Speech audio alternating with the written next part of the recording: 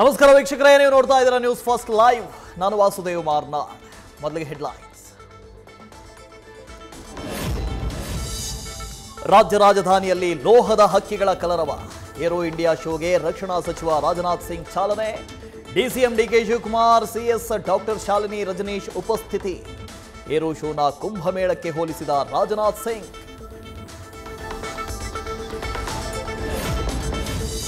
ಇಂದಿನಿಂದ 5 ದಿನಗಳ ಕಾಲ ಏರ್ ಶೋ. ಆಗಸದಲ್ಲಿ ಬಣ್ಣದ ಹಕ್ಕಿಗಳ ಚಿತ್ತಾರ ಕಣ್ತುಂಬಿಕೊಳ್ತಾ ಇರೋ ಜನರು. ಯಲಹಂಕ ಸುತ್ತಮುತ್ತ ಭಾರೀ ಟ್ರಾಫಿಕ್ ಜಾಮ್.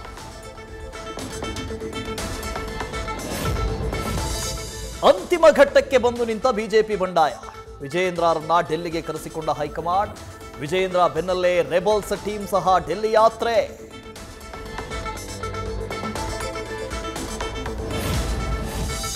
ವರಿಷ್ಠರ ಭೇಟಿಗೆ ಮುಂದಾದ ಮಾಜಿ ಸಚಿವ ರಾಮುಲು. ಅಧ್ಯಕ್ಷ ಸ್ಥಾನದ ಆಕಾಂಕ್ಷಿ ಅಲ್ಲ ಎಂದ ಬೊಮ್ಮಾಯಿ. ಸೋಮಣ್ಣ ನಿವಾಸದಲ್ಲಿ ಇವತ್ತು ಪೂಜೆ ನೆಪದಲ್ಲಿ ಸಭೆ.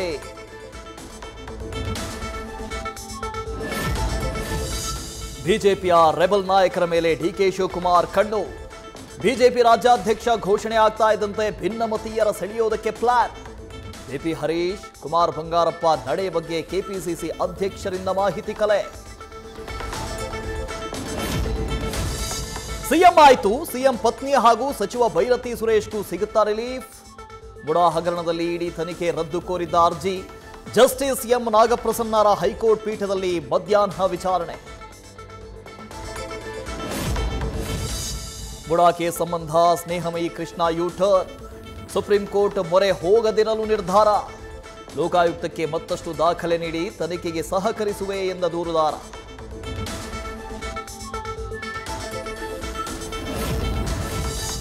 ಕ್ಲಾಸ್ ರೂಮ್ ಸೀಲಿಂಗ್ ಕುಸಿದು ಬೆಂಚ್ಗಳು ಪೀಸ್.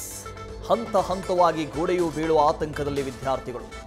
ಬೆಂಗಳೂರಿನ ಸರ್ಕಾರಿ ಆರ್ಟ್ಸ್ ಕಾಲೇಜು ಭ್ರಷ್ಟಾಚಾರದ ವಿರುದ್ಧ ಆಕ್ರೋಶ.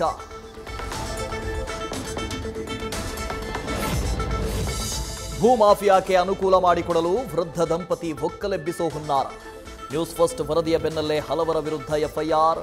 ಮನೆ ಕೆಡವಿದ್ದ ಜೆಸಿಬಿಯನ್ನು ವಶಕ್ಕೆ ಪಡೆಯೋಕೆ ಮುಂದಾದ ಪೊಲೀಸರು. ಕಾನೂನು ಸಚಿವರ ಸ್ವಗ್ರಾಮದಲ್ಲೇ ಫೈನಾನ್ಸ್ ಹಾವಳಿ. ಎಚ್ ಕೆ ಪಾಟೀಲ್ ತವರೂರು ಹುಲಕೋಟಿಯಲ್ಲಿ ಮೈಕ್ರೋ ಫೈನಾನ್ಸ್ ಸಿಬ್ಬಂದಿ ವಿರುದ್ಧ ಕಿರುಕುಳ ಆರೋಪ. ದಯವಿಟ್ಟು ಕಿರುಕುಳ ತಪ್ಪಿಸಿ ಅಂತ ಮಹಿಳೆಯ ಕಣ್ಣೀರು.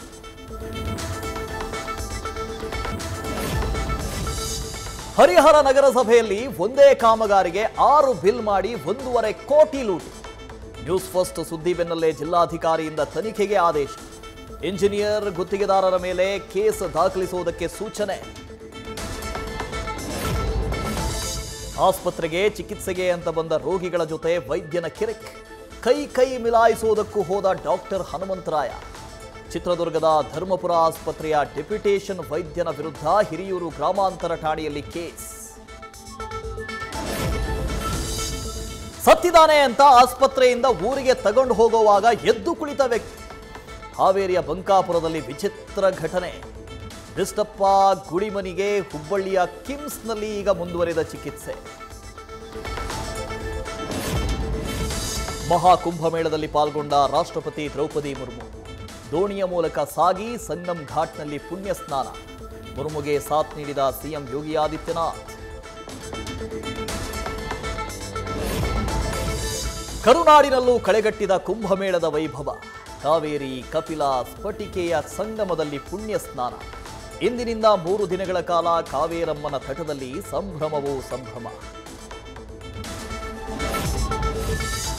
ಆಸ್ತಿ ವಿಚಾರಕ್ಕೆ ಅಜ್ಜನನ್ನೇ ಇರಿದು ಕೊಂದ ಮೊಮ್ಮಗ. 86 ವರ್ಷದ ವೇಲ್ಜನ್ ಗ್ರೂಪ್ನ ಚೇರ್ಮನ್ ಜನಾರ್ದನ್ ರಾವ್ಗೆ 70 ಬಾರಿ ಇರಿದ ಕೀರ್ತಿ ತೇಜ. ತೆಲಂಗಾಣದ ಹೈದರಾಬಾದ್ನಲ್ಲಿ ಬೆಚ್ಚಿ ಬೀಳಿಸುವ ಘಟನೆ. ಪುಷ್ಪ ಸಿನಿಮಾ ಮಾದರಿಯಲ್ಲೇ ರಕ್ತಚಂದನ ಸ್ಮಗ್ಲಿಂಗ್. ಭರ್ಜರಿ ಕಾರ್ಯಾಚರಣೆ ನಡೆಸಿದ ತಿರುಮಶೆಟ್ಟಿಹಳ್ಳಿ ಪೊಲೀಸರು. ನೀಲಗಿರಿ ತೋಪಲ್ಲಿ ಅಡಗಿಸಿಟ್ಟಿದ್ದ 180 ರಕ್ತಚಂದನ ತುಂಡುಗಳು ವಶಕ್ಕೆ. ತಿರುಪತಿಯಿಂದ ಕರ್ನಾಟಕದವರೆಗೆ ಬಂದಿದ್ದು ಹೇಗೆ ಅನ್ನೋದರ ಬಗ್ಗೆ ತನಿಖೆ. ಪ್ರಯಾಣಿಕರ ಸೋಗಿನಲ್ಲಿ ಬಸ್ಗೆ ನುಗ್ಗಿದ್ದ ವ್ಯಕ್ತಿ. ಟಿಫನ್ಗೆಂದು ನಿಂತಾಗ 23 ಲಕ್ಷ ರೂಪಾಯಿ ಹಣ ಕದ್ದು ಪರಾರಿ. ನಲ್ಗೊಂಡ ಜಿಲ್ಲೆಯಲ್ಲಿ ನಡೆದ ಘಟನೆ ಸಿಸಿಟಿವಿಯಲ್ಲಿ ಸೆರೆ. ಮಾನಸಿಕ ಒತ್ತಡಕ್ಕೆ ಒಳಗಾಗುವುದು ಬೇಡ. ಪರೀಕ್ಷೆಗೆ ಯಾವ ರೀತಿಯಲ್ಲಿ ಸಿದ್ಧತೆ ಮಾಡಿಕೊಳ್ಳಬೇಕು? ಪರೀಕ್ಷಾ ಪೇ ಚರ್ಚಾದಲ್ಲಿ ಪ್ರಧಾನಿ ಮೋದಿ ಹಲವು ಸಾಧಕರಿಂದ ಸಲಹೆ. ವಿದ್ಯಾರ್ಥಿಗಳಿಗೆ ಎಕ್ಸಾಮ್ ಪ್ರಿಪರೇಷನ್ ಬಗ್ಗೆ ಟಿಪ್ಸ್.